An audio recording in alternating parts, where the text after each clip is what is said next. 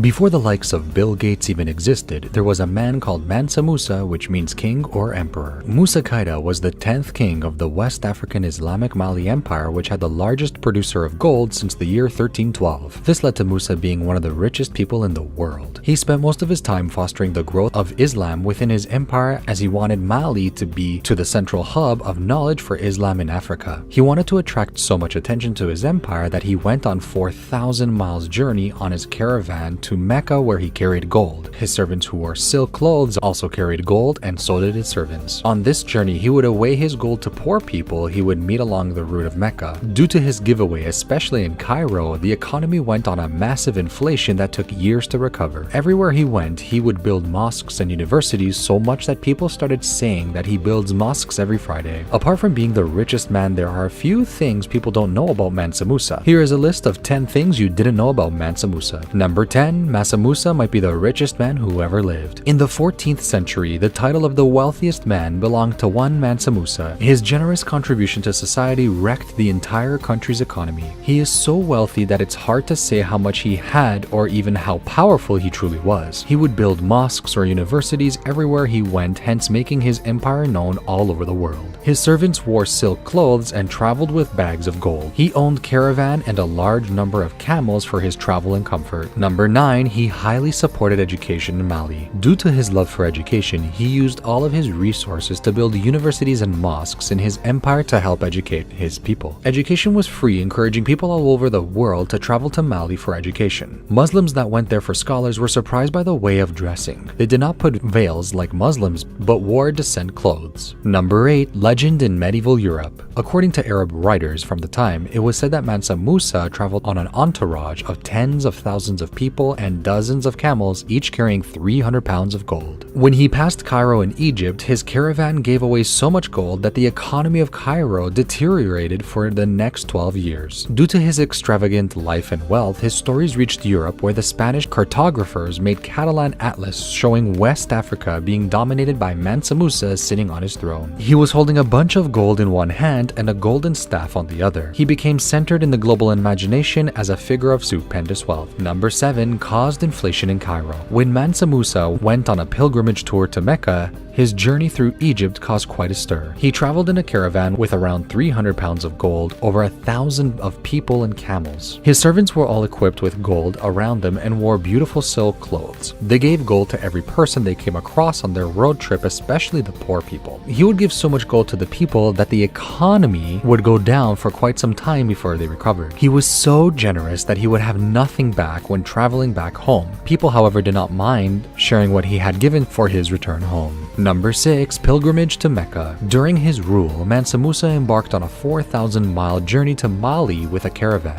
He was joined by servants, camels, and also his slaves. They all wore expensive brocade and Persian silks. Each one of them carried gold staffs and had their own organized horses and handles bag. They also carried gold with them. On their journey, their emperor, Mansa Musa, provided all of the necessities, feeding the entire company, including his animals. He would mostly entertain them with rare foods and confectionery. He not only spent his wealth with his servants, but also gave away gold to the people he would meet along his journey. Number 5. His wealth attracted foreign conquest. During his journey to Mecca and the falling of economy in Egypt, Cairo, many countries across the globe heard of his wealth. In Europe, they even made a Catalan atlas of him holding gold in one hand while the other held a golden staff. People from all over the world traveled to Mali for sponsored education, as he offered it for free. He attracted so much attention in his country that he was talked as the richest man in the world. Number 4. The Great Djinguereber in Timbuktu. After he returned from his journey to Mecca, Mansa Musa began to build mosques and big buildings in Gao and most famously Timbuktu. Timbuktu became a major Islamic university center that sponsored education to every Muslim. He brought along architects and scholars to his kingdom that brought reputation to Mali Kingdom. At this time, the Kingdom of Mali reached its peak, busting with wealth thanks to Mansa Musa expansion and administration. Number 3. Ruled over 4,000 miles of territory. At his time of succession to the throne, Mali only consisted of only Ghana Empire, which it had conjured. The Mali Empire was mostly part of Guinea, Senegal, Mauritania, and Gambia. However, when Mansa Musa took over many cities such as Emir of Mel, Lord of the Mines of Wangara, and Conqueror of